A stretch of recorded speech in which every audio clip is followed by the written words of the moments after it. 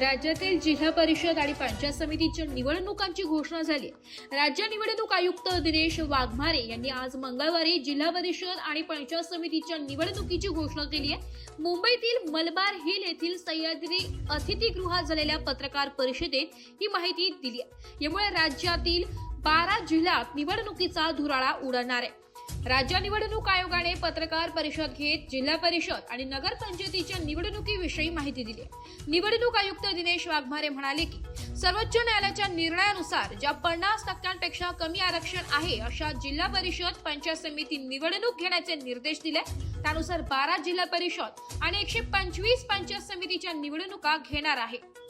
रायगड, रत्नागिरी आणि सिंधुदुर्ग, पुणे, सातारा, सांगली, कोल्हापूर, सोलापूर, छत्रपती संभाजीनगर, परभणी, धाराशिव, लातूर या ठिकाणी निवडणुका होतील.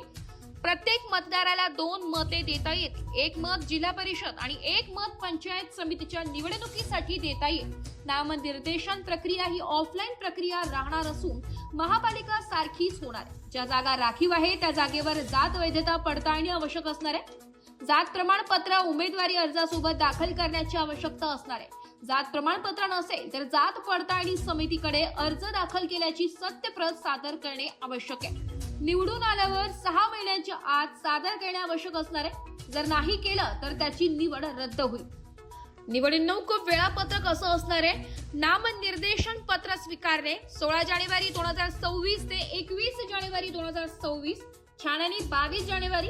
उमेदवारी माघारी अंतिम मुदत 27 जानेवारी होणार आहे. अंतिम उमेदवार यादी निवडणूक चिन्ह वाटप 27 जानेवारी दुपारी 3:30 नंतर.